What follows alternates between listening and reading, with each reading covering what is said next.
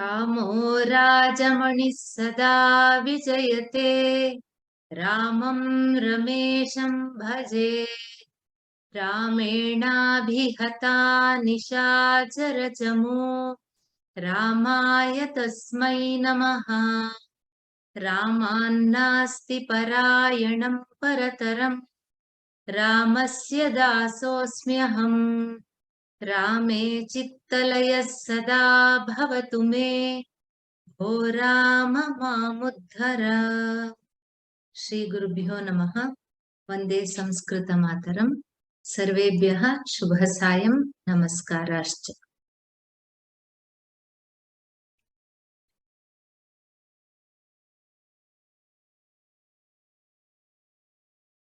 भरतस्य मातृभिः सह मेलनम्। इदानीं मातरः तत्र आगताः प्रतिमागृहं। भरतः ताः पश्यति, अनन्तरं पृच्छति। देवकुलिकः तत्रैव अस्ति इति भ्रान्त्या आर्य इति तम् उद्दिश्य वदति, तत्र सुमन्त्रः स्थितवान् अस्ति, मातॄणां का अवस्था इति पृच्छति। तदा देव्यः अवगुण्ठनम् अपनयन्ति। अवगुण्ठनम् इत्युक्ते मुखावरणम् अपसारयन्ति। ते किमपि न वदन्ति, तेषां केवलं स्वशिरः अवगुण्ठनम्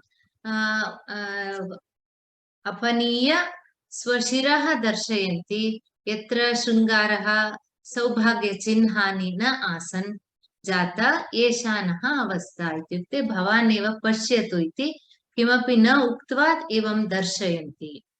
तदा सुमन्त्रः वदति, निगृह्यताम् उत्कण्ठता।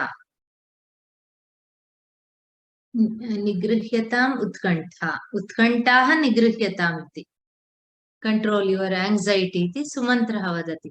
सुमन्त्रस्य ध्वनिं श्रुत्वा भरतः तं तदा पश्यति, यतः सः इतोपि देवकुलिकः तत्र अस्ति इत्येव सः चिन्तयति स्म। तं दृष्ट्वा सर्वसमुदाचारसन्निकर्षस्तु मां सूचयति। सन्निकर्षः इत्युक्ते the close proximity. Your mannerisms are very very close, very much similar, and the familiarity with which you are talking to the queens, that sannikarsha, that very the closeness mam suchayati. Kachit tata sumantro bhavan nano, aren't you Sumantra, our father's very best friend iti pruchati.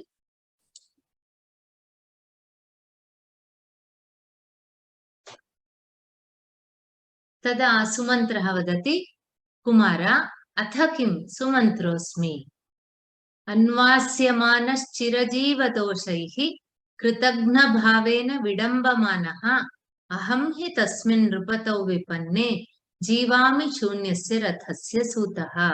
स्वस्य दुरवस्थां सुमन्त्रः वदति। सः अत्यन्त दुःखितः अस्ति, यतः सः महाराजस्य सखा रथस्य चालकः।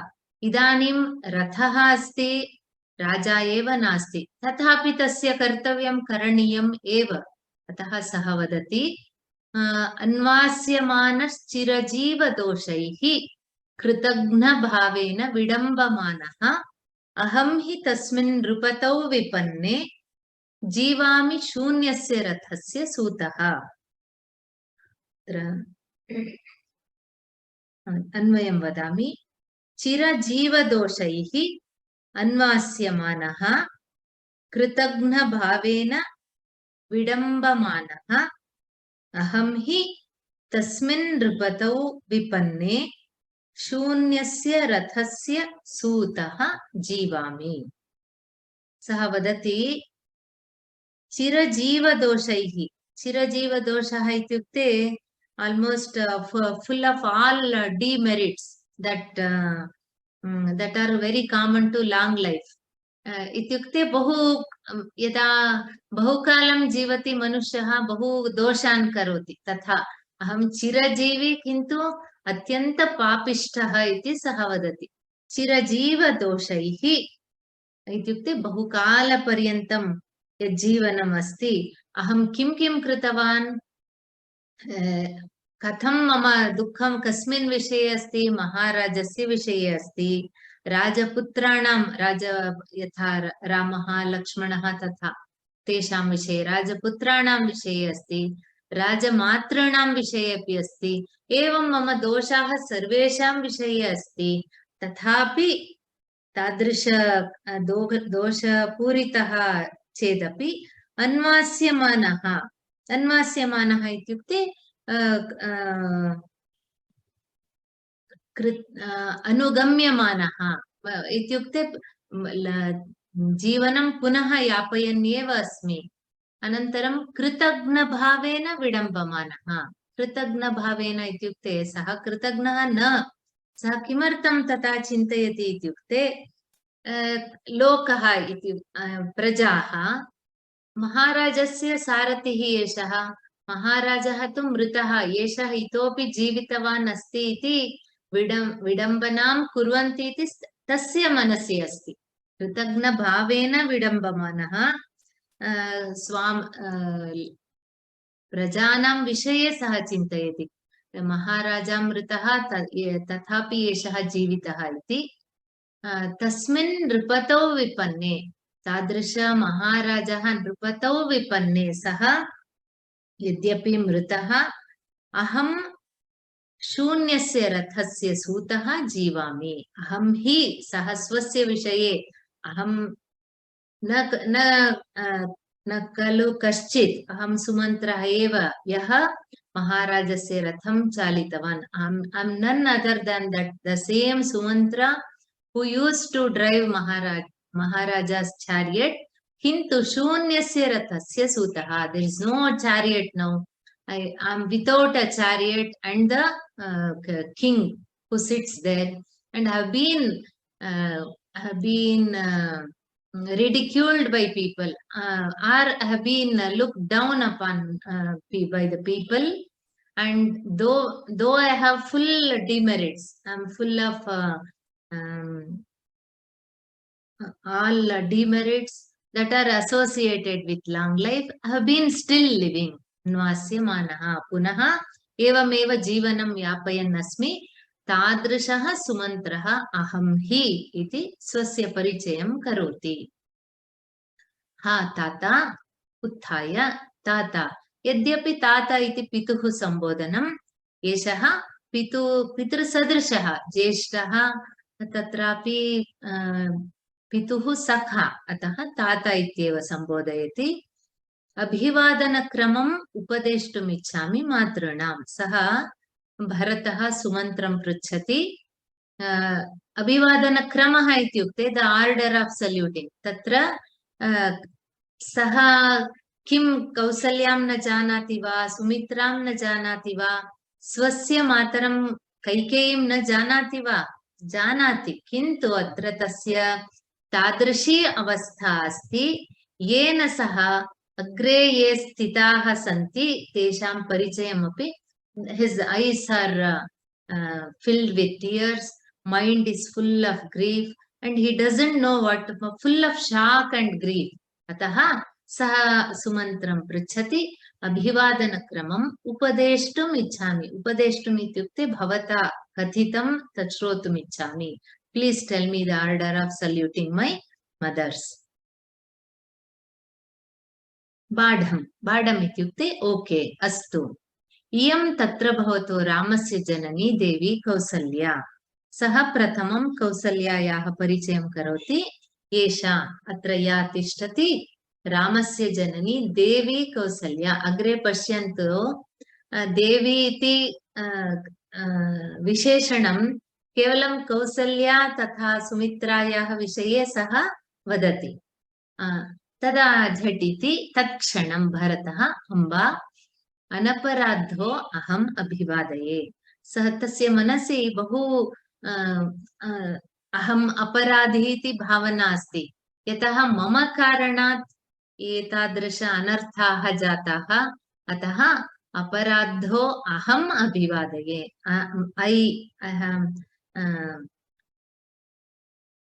अनपराधो, सः वदति यतः अहं निरपराधी, अहं किमपि अपराधं न कृतवान्।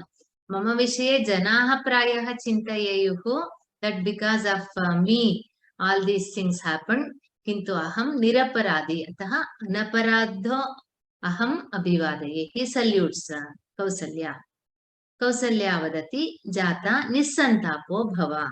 Though Kausalya was very sad because Rama went to the forest, tasya audarya gunaha yada bharataha, and also we can see all the three mothers loved all the four sons equally. She has no bad feelings towards Bharata. Nataka, let us enjoy all these good qualities. So Kausal Jata ityukte putra iti nissantapo bhava. That means be do away with your repentance. Santapaha, what that aparadhi iti yaha bhavaha asti tad kimapi mastu. Do away with your repentance, feeling of repentance. Bharataha atmagatam आकृष्ट इव अस्मि अनेन इवास्मि अनेन इति अस्ति. सः मनसि चिन्तयति यद्यपि सा देवी कौसल्या निस्सन्तापो भव इति वदति, मम मनः एतद् एषः आशीर्वादः अपि भर्त्सनमिव, as if I have been charged, as if I have been blamed. तस्य मनसि तथा अस्ति. मनसि चिन्तयति prakasham loudly. These are all very common things in a drama. Atmagatam is he tells himself. So usually the stage remark, it's called aside. Usually that will be heard by the spectators. Prakasham loudly, he turns to her and tells, Anugrahitosme, I'm blessed. Tatastataha, and he wants to know who is the next one to be saluted. सुमन्त्रः वदति इयं तत्र भवतो लक्ष्मणस्य जननी देवी सुमित्रा. सुमित्रायाः परिचयं कारयति. अत्र पूज्या सुमित्रा अस्ति, या लक्ष्मणस्य माता जननी अस्ति. अम्बा लक्ष्मणेन अतिसन्धितो अहम् अभिवादये. अतिसन्धितः इत्युक्ते I have been cheated by Lakshmana. Cheated, vanchitaha ityukte, Lakshmana has accompanied Rama to the forest and he has taken the advantage of serving Rama. So by doing this, he has deprived Bharata of that service. Ataha Lakshmanena atisandhitaha. Atisandhitaha ityukte, Lakshmanena mama seva avasaraha na pradattaha. एतादृशकारणेन अहं वञ्चितः इति अर्थः भवति. अभिवादयति. जाता यशोभागी भव. सुमित्रा एवं तस्याः आशिषः एवम् अस्ति. यशोभागी भव इत्युक्ते इदानीं राज्यैश्वर्यं भवान् अनुभवन् अस्ति. अग्रे भवान् एव अस्य अयोध्यायाः राजा भविष्यति. अतः मे यू प्रास्पर इत्युक्ते may prosperity be with you, that you are going to rule the kingdom.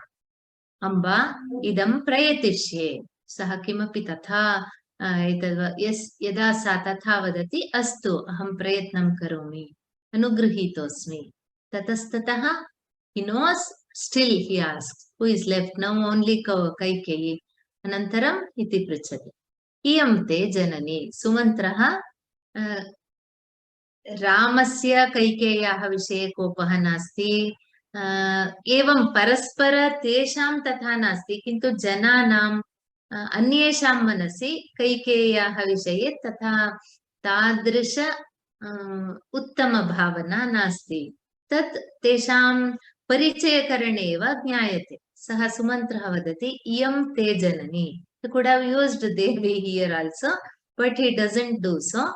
Iyam te janani. This is your mother. Sa rosham uthaya tyanta tasya sah kruddaha asti. Manasi etavat paryantam vividha bhavanaha dukkham asit shokaha sarvam asit. इदानीं यदा मातुः परिचयं सुमन्त्रः कारयति तदा रोषेण सः उत्तिष्ठति। आह पापे, आह इति तद् उद्गारः, रोषोद्गारः, पापे, पापिनी इति। मम मातुश्च मध्यस्थात्वं न शोभसे, गंगा यमुनयोर्मध्ये कुनदीव प्रवेशिता। स्वस्य रोषं सः एवं वर्णयति। मम मातुश्च मध्यस्थात्वं न शोभसे। कथमस्ति भवती? गंगा यमुनयोर्मध्ये कुनदीव प्रवेशिता। सः वदति यथा like your position, you are standing in between Kausalya and Sumitra. Probably she is standing like that. In between Kausalya and Sumitra is Kaikeyi. But still, when Sumantra introduces in the order, maybe Rama, Lakshmana, and then he comes to, as she is the youngest queen. So in that order he introduces. So he says, मम मातुश्च मध्यस्था त्वं कथं दृश्यसे गंगा यमुनयोः मध्ये प्रवेशिता कुनदी इव न शोभसे. Your position between my two mothers, that is Kausalya and Sumitra, it does not appear well. It doesn't go well. It is just like polluted river thrust between Ganga and Yamuna. So saha vadati mama matuhu ekatra matuhu ityukte Kausalya vishaye पुनः द्वितीय मातुः इति विषयं सुमित्रायाः विषये. मम मातुः, मम माता कौसल्यायाः च अनन्तरं मातुः पुनः सुमित्रायाः मध्यस्था, मध्ये तिष्ठति. मध्यस्था इत्युक्ते यः मध्ये तिष्ठति. भवती मम पूज्य माता कौसल्या अनन्तरं सुमित्रा, तयोः मध्ये त्वं तिष्ठसि. त्वं न शोभसे. तव यद्यपि त्वं तयोः अपेक्षया अधिकसुन्दरी अस्ति, तथापि अद्य इदानीम् अस्मिन् क्षणे मम मातुः कौसल्या सुमित्रयोः मध्ये स्थिता त्वं न शोभसे. किञ्चिदपि भवत्याः एतद् दृश्यं सुन्दरं नास्ति इति. त्वं न शोभसे इत्युक्ते एतद् दृश्यं द्रष्टुमेव अहं न इच्छामि. एतद् उत्तमं न. कथमस्ति एतत्? गंगा यमुनयोः मध्ये कुनदी इव प्रवेशिता. यथा गंगा तथा यमुना नद्यः स्तः, तयोः मध्ये कुनदी, काचित् क्षुद्रनदी या मालिन्ययुक्ता नदी, कुनदी. नदीं कदाचित् वयं कलुषितं कुर्मः खलु, अथवा कारणान्तरेण न कलुषिता भवति नदी. तादृशी नदी कुनदीव प्रवेशिता भवति. मध्ये प्रविष्टा, मातृभ्यां मध्ये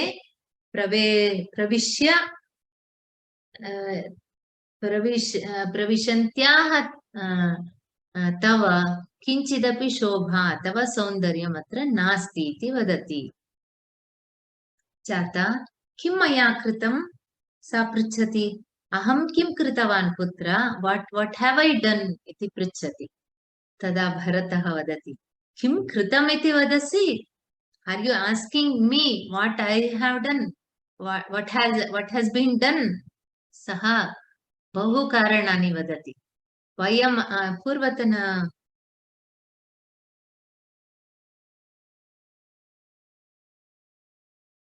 उपजाति छन्दः. वयम् अयशसा क्षीरेणार्यो नृपो गृहमृत्युना प्रततरुदितैः कृत्स्ना अयोध्या मृगैः सह लक्ष्मणः दैततनया शोकेनाम्बाः स्नुषाध्वपरिश्रमैः धिदिति वचसा चोग्रेणात्मा त्वया ननु योजिताः. Kim kritamiti prichati. Kim kritamiti prichasi tvam. Vayam-ayashasa chirenaryo rupo grihamrityuna pratata ruditaih kritsnayodhyam mrigaih saha lakshmanaha daitatanaya shokenambah snushaadva parishramaih sandhihi asti. Tatra visarga sandhihi dhigiti vachasa chogrenatma tvaya nanu yojitaha. Cha ugrena atma sandhi trayam asti atra. Astu vadami kimiti shrunu. Tvaya tatra yojita iti asti kalu atra etat padam. This can be a common word for all these sentences. Vayam ayashasa yojitaha. Aryaha nripaha grihamrityuna yojitaha. Yatra avashyakam tatra parivartanam kartum shakyate. Because it is for our convenience, we are making this anvaya. Vayam ayashasa yojitaha. Aryaha chirena yojitaha. Nripaha grihamrityuna yojitaha. Pratata ruditaihi kritsna ayodhya yojita. Mrigaihi saha lakshmanaha yojitaha. Daita tanayaha ambaha shokena yojitaha. Snusha adva parishramaihi yojita.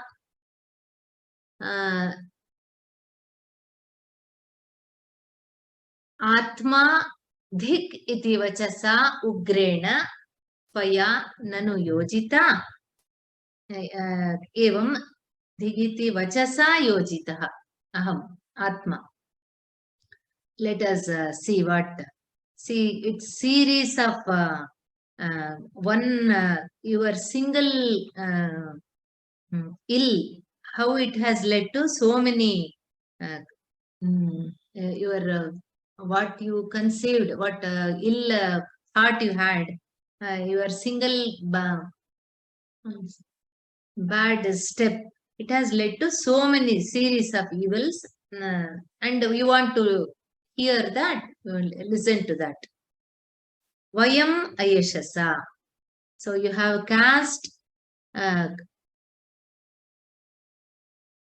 dishonor. That means I have been my reputation or the love and affection that I had of everybody, that has been brought down. Vayam ityukte yadyapi saha ekah eva kintu vayam iti vadati.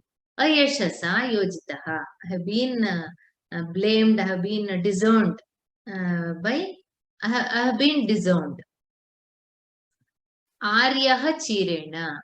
Arya Pujya, my dearest brother, chirena, he has been, that means he is trying to bring each one what were the effects of Kaikeyi's bad decision, and first he is talking about himself, then Aryaha chirena yojitaha.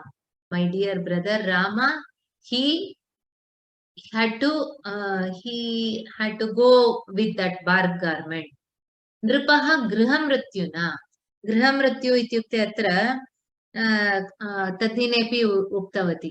Ikshvaku vamshajanam tatha evam apamrityuhu na bhavati sma etavat paryantam yogenante tanutyajamiti Kalidasah vadati. Te स्वयमिच्छया वानप्रस्थाश्रमे क्रमेण आश्रमधर्मं पालयित्वा मरणं प्राप्नुवन्ति स्म.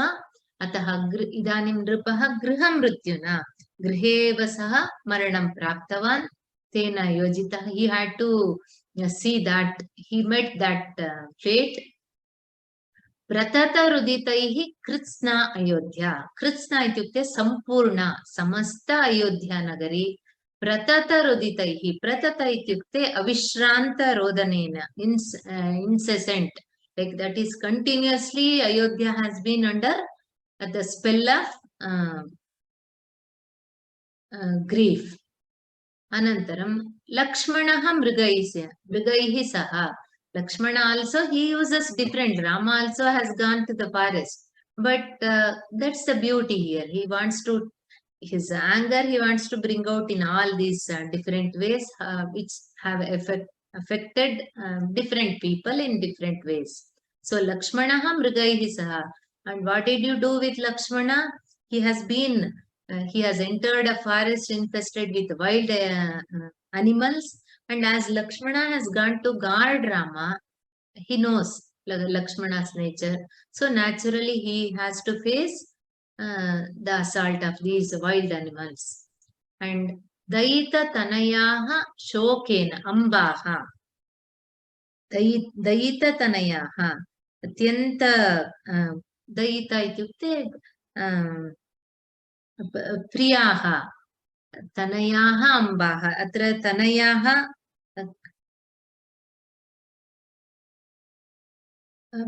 Daita Tanayaha Priyaha Tanayaha Yasam. These mothers who gave birth to these four very dear sons. Daita ityukte Priya iti.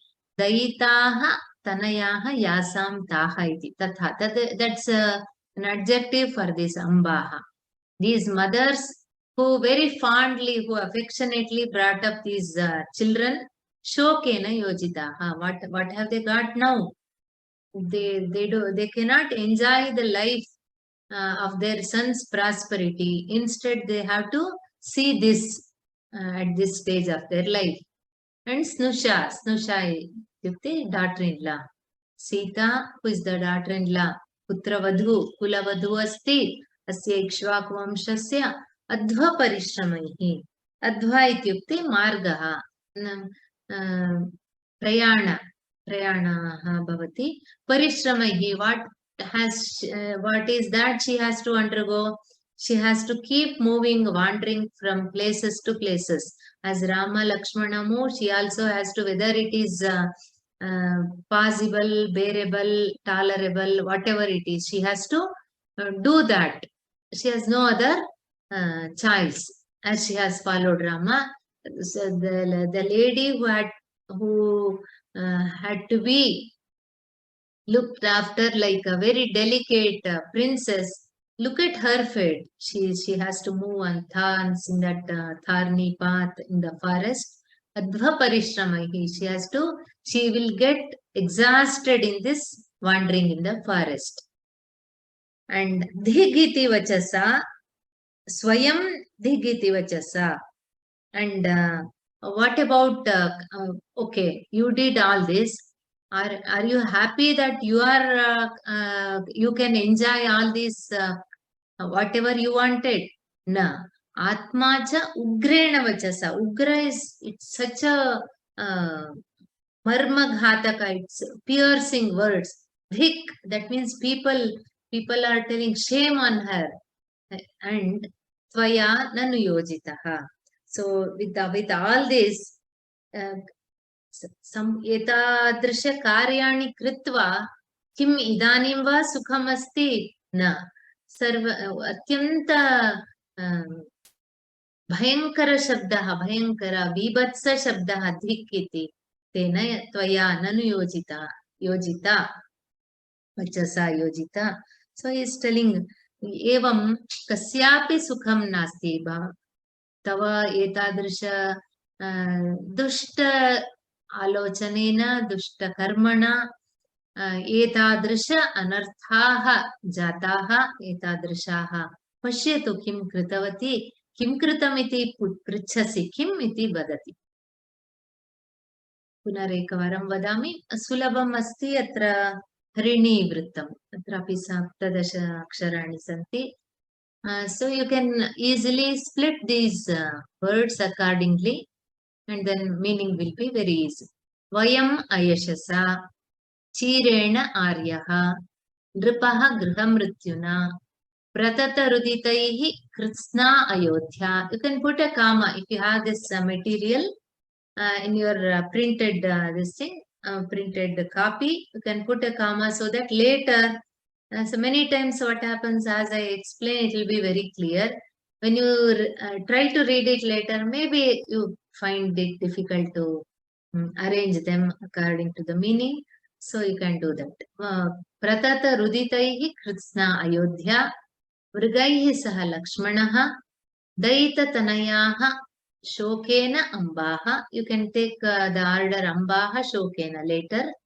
स्नुषा अध्वपरिश्रमैः. Parishrama, that word is in bahuvachana, parishramaih, because the troubles are the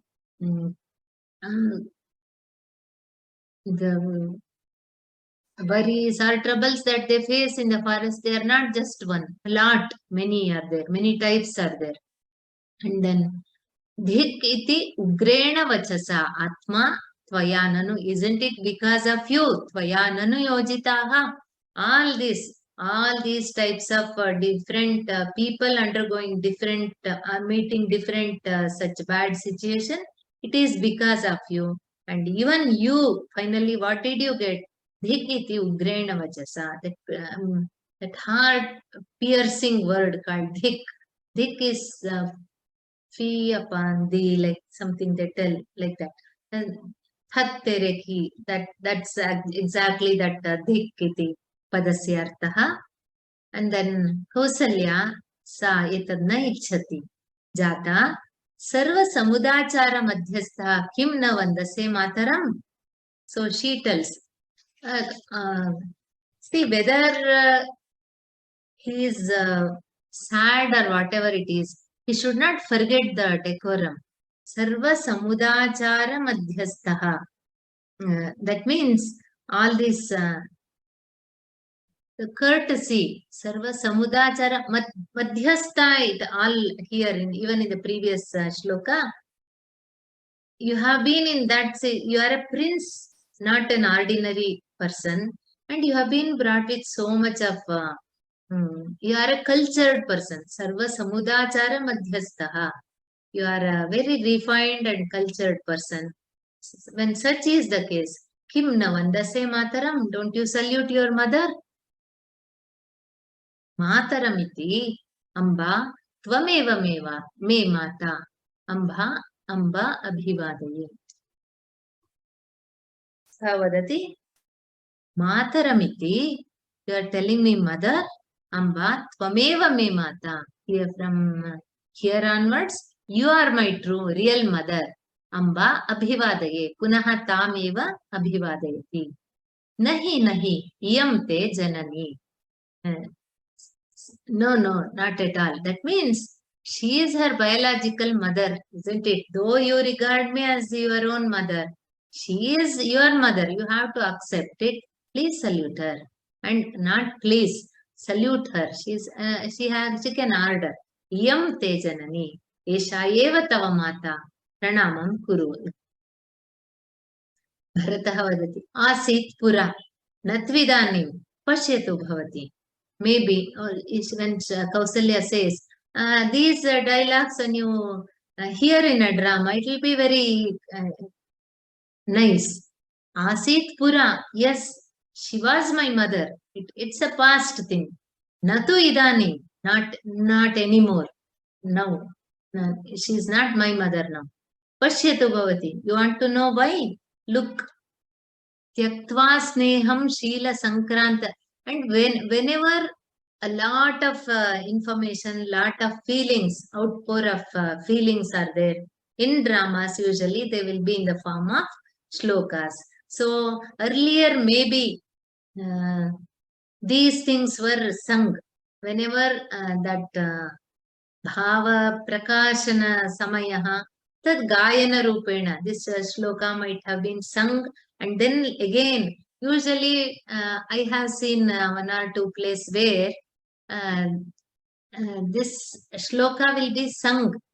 Sometimes the musicians sing wherever it is a shloka. Then the patra, the character, he will take each line and with all emotions he will enact it.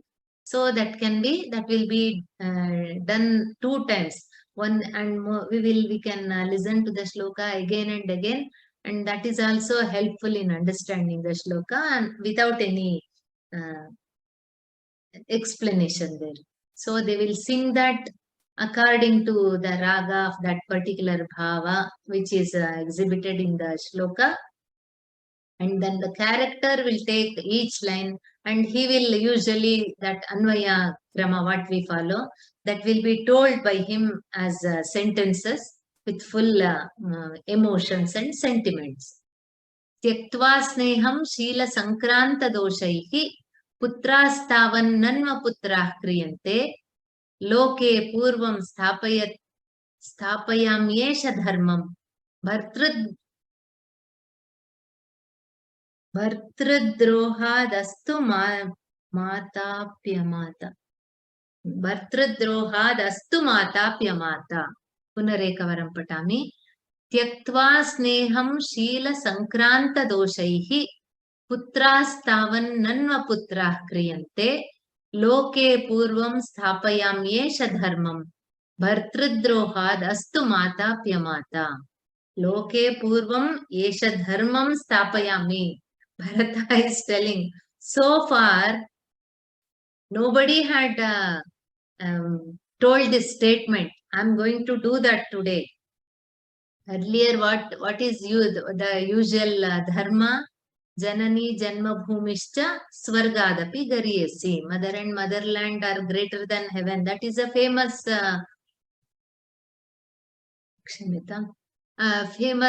statement. Kintu aham adya पूर्वं यद् नासीत् तादृशं धर्मं स्थापयामि. I'm going to establish that which so far nobody had done it. Let us see what it is. त्यक्त्वा अन्वयं वदामि.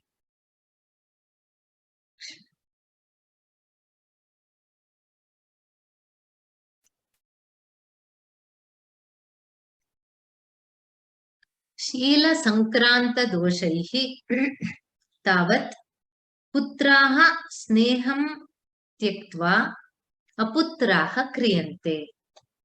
शीलसङ्क्रान्तदोषैः अत्र अस्ति. शीलसङ्क्रान्तदोषैः तावत् अत्र अस्ति तावत् इति. तावत् पुत्राः, तावत् प्लस पुत्राः, तावत्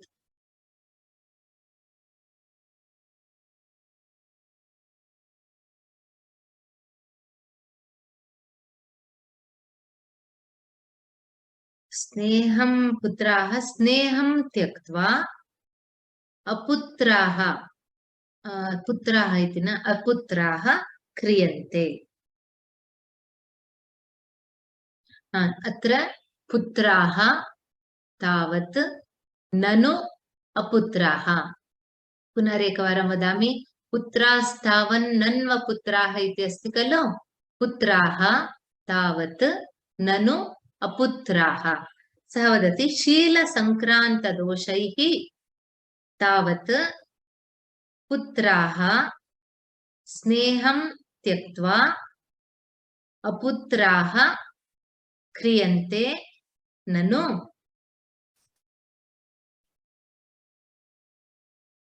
एष अहम् एष तत् तावदेव अहम् इति नास्ति, तथापि एष लोके अत्र अवग्रहचिह्नः. एतद् एवं कुर्मः चेत् अवग्रहं कुर्मः चेत् अपूर्वं धर्मम् इति भवति. अत्र अस्ति, मम पुस्तके अस्ति, अत्र नास्ति, चिन्ता नास्ति. लोके पुट अवग्रहचिह्नः हियर्. लोके अपूर्वं धर्मं स्थापयामि. भर्तृद्रोहात् माता अपि, अत्र माताप्यमाता, माता अपि अमाता अस्तु. द्वितीय भागे वदामि पुनः. एष, if you want you can add अद्याहार. अहं लोके अपूर्वं धर्मं स्थापयामि. भर्तृद्रोहात् माता अपि अमाता अस्तु. सः वदति शीलसङ्क्रान्तदोषैः पुत्राः स्नेहं त्यक्त्वा अपुत्राः क्रियन्ते. Aputraha kriyante here is, that means their merits are all forgotten. Sons are rendered unworthy by mothers, whose characters become infested by flaws. Sheila sankranta doshaihi. Sheila is ityukte character. Sheila sankranta doshaihi, sahavasa doshaihi. पुत्राणां का स्थितिः भवति? ते अपुत्राः क्रियन्ते. स्नेहं त्यक्त्वा they give up their true affection and they are made aputraha. They are rendered useless. Sons are rendered useless or unworthy because of mothers whose minds are polluted, or who are affected, who are infected, whose minds are infected by flaws or defects, and thereby so this the children putraha na bhavanti, they are no more sons, because sons means they have their duties. That will be, they are not, they cannot be called as sons. Aputraha ityukte te केपि अपरिचिताः यथा भवन्ति तथा व्यवहरन्ति. ते पुत्रवत् न कुर्वन्ति. That has been you, that is because of your action. And loke apurvam dharmam stapayami. Because of this, I am going to establish a new order. Kim bhartridrohat mata api amata astu. Even a mother will, just as you have done putras as aputras, I will prove it that bhartridrohat, because you have made your husband undergo so much of grief. Mata api amata astu. A mother, and today whichever mother is not loyal to her husband, or who brings grief to her husband, will no more remain a mother. She'll not be a mother. She won't be a mother, in the sense she will not be regarded or respected as a mother.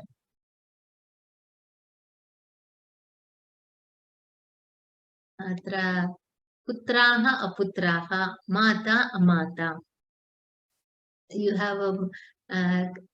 have brought so much of difference and so much of misunderstanding between brothers, and all this because of your action. When you have done so, even mothers, he takes that he wants to change that order itself, just because Janani Swargadapi Gariyasi, I will change that order. Henceforth, if a mother does anything like that, so that mother will not be a mother. Somewhere Shankaracharya's Kuputro Jayeta Kochidapi Kumata na Bhavati, says last series of shlokas. Matra Panchakamba Tatha Kimapi Asti Visprutavati Sahavadati. There might be a bad son, but there can never be a bad mother. Etat Sarvam, whether this happens in reality, or whether, see, mother will be a mother, son will be her son. So these are all outbursts, bursts of the emotion. He cannot control his anger towards his mother, and all the suppressed emotions, they are coming forth like these words. Not that Bharata is bad, Kaikeyi is bad, all are good. And the situations make them good or bad.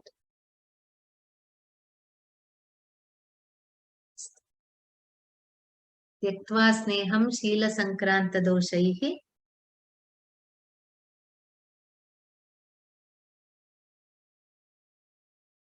putrastavan nanva putrah kriyante loke purvam stapayam yesha dharma Bhartradrohadastu mata pyamata.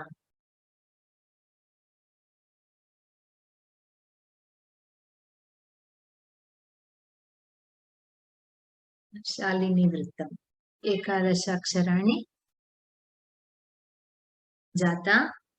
Maharajasya Satyavachanam Rakshantya Maya Tathoktam. In a very feeble voice, probably.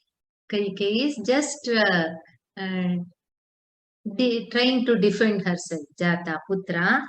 Aham etat kimartham kritavati iti sa vaktum ichhati. Maharajasya Satyavachanam Rakshantya Maya Tatha Uktam. It is not that I wanted you to become the prince. In order to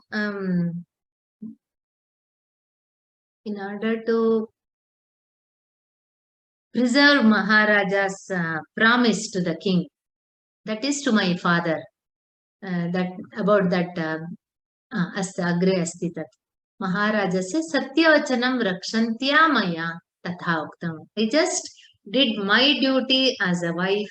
I wanted to see to it that your father he doesn't get any bad reputation, that he did not keep up his promise. So I wanted to safeguard that. Therefore, evam kritavati. Aham maya evam uktam. Kimiti? Okay, tell me what is it? Putra ko me raja bhavatu iti. Bhavattviti. Bhavatu iti. Tatra sandhihi. Putra ko me raja bhavatu iti. Putraka are just very slight difference. Like balaha, balakaha. This ka pratyaya, that ka prefix, with that, it gives that sort of affection. It's used in different meanings also.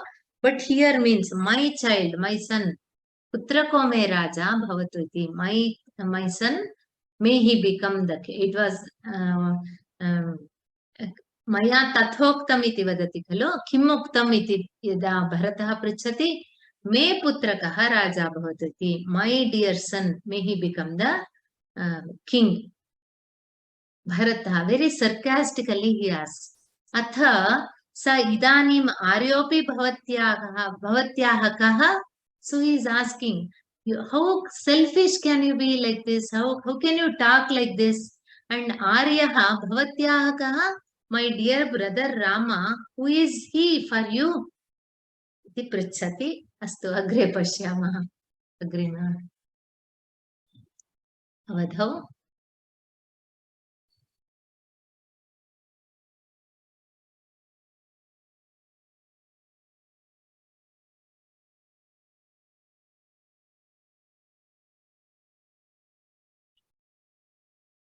One second, I will.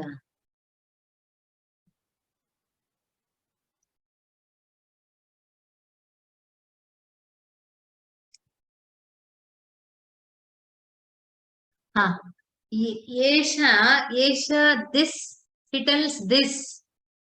That means he is addressing himself. It refers to, that is why I told you to add one aham. Yesha aham yesha means that Bharata, I will establish a new order. Okay.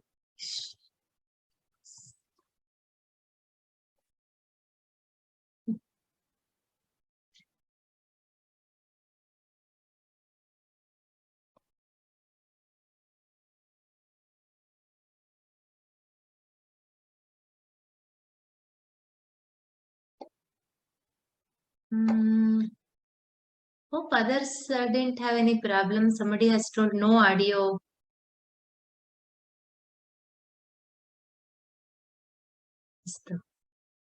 Just if there are any.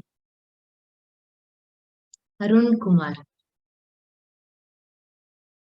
Arun Kumar, I have allowed you to speak.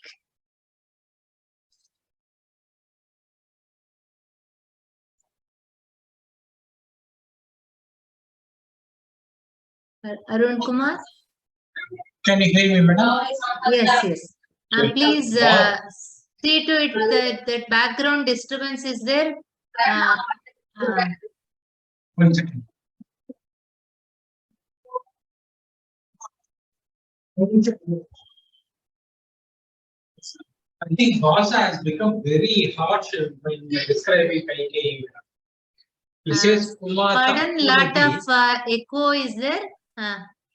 Is it fine now? Yes.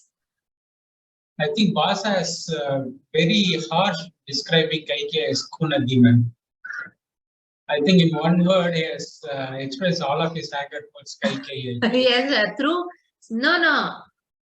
through this he wants to he wants all the pity towards Bharata, but later he supports Kaikeyi a lot. In Valmiki Ramayana, if you see, Kaikeyi has been she has been almost she has been the target of everybody. No, but Bhasa is very soft cornered. Here all that anger or whatever he not personally he has brought out through Bharata's words.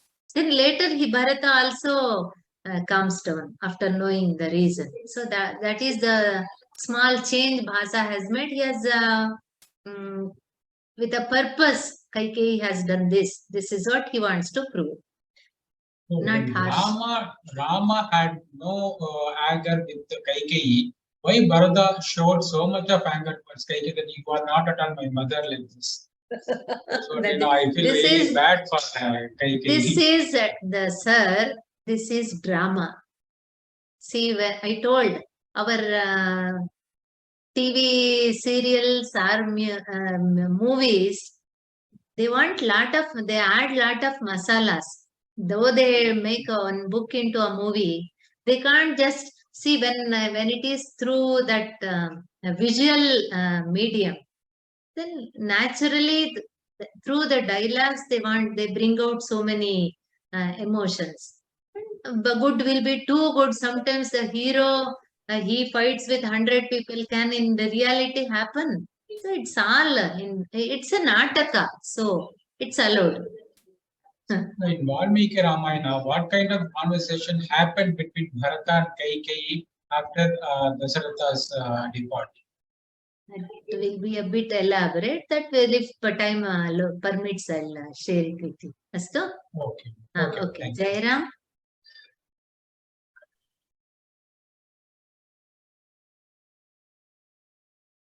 Jairam Astiva. Okay, I'll go to the next one. Balasubramaniam. Oh, sorry. Suyadeva? Kaha Jairam, va? Jairam. Astu, vadat. As the 18th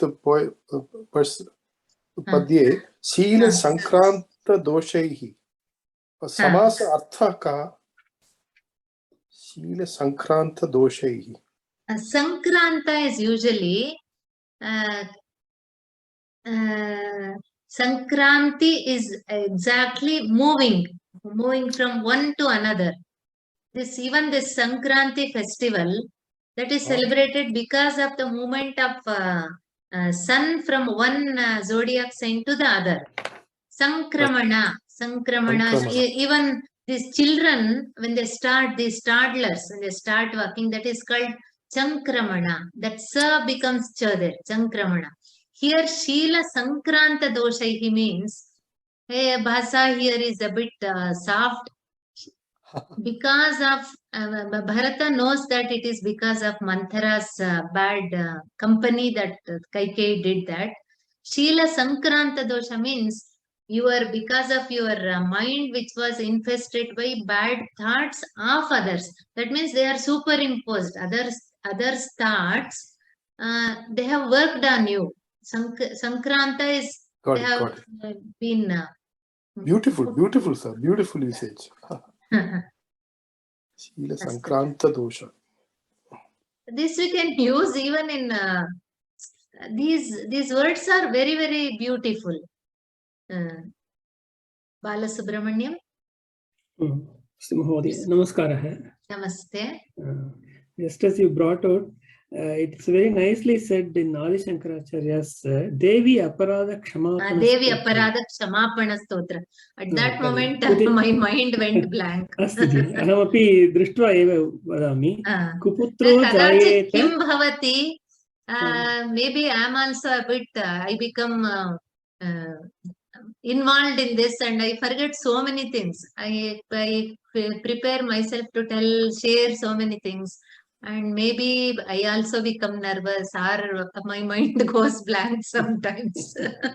I forget. Shlokasya antima padam kuputro jayete kvachidapi kumata na bhavati.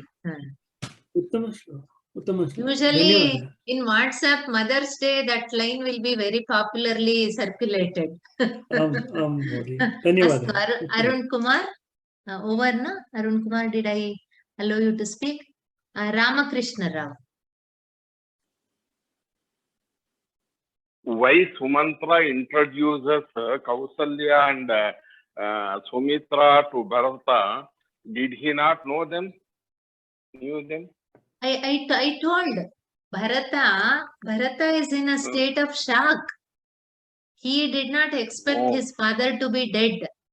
And so many bad series of events have happened. He comes to know that Dasharatha's statue has been kept. He asks that guard who looks after that Pratima Griha, whether even living people are, statues of living people are kept. Then he says, no, only departed ones.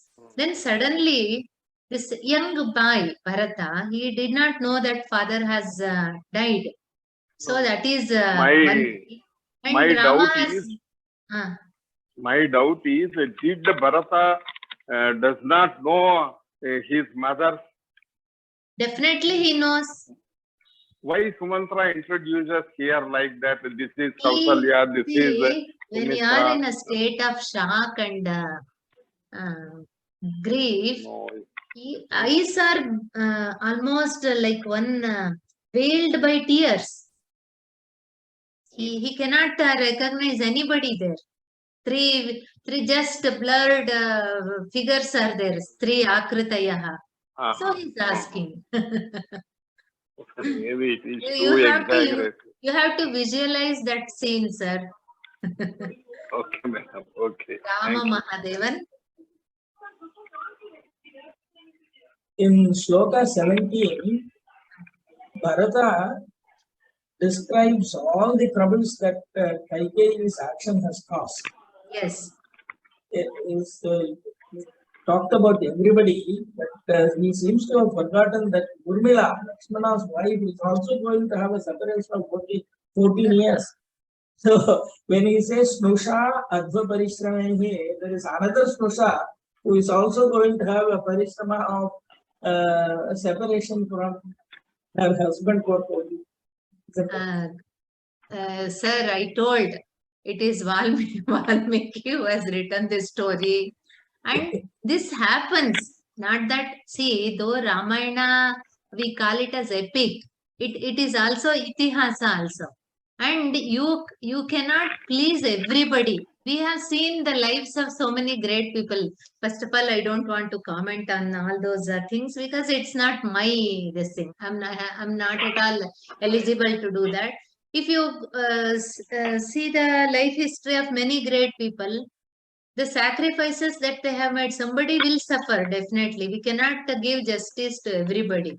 So many, there are, I think DVG, the very famous author or writer in Kannada, D.V. Gundappa, who has written Pratimanatakam. He has written a book, five questions about Ramayana. So there are numerous comments on each character. I told that can go on and on. But the beauty is the story is already set. Nobody can change. If we want, we can sit and for hours we can discuss whether Lakshmana was fair on his part or this, that. So that cannot, you will never get an answer, but discussion can go on and on. Astu. Anyah kopi asti? Hope I have.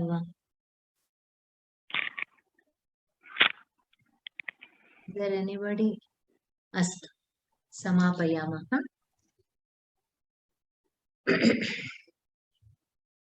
सर्वे भवन्तु सुखिनः, सर्वे सन्तु निरामयाः, सर्वे भद्राणि पश्यन्तु, मा कश्चित् दुःखभाग् भवेत्। ॐ शान्ति शान्ति शान्तिः। धन्यवादाः। शुभरात्रिः। अग्रिम बुधवासरे पुनर्मिलामः 6:30 वादने।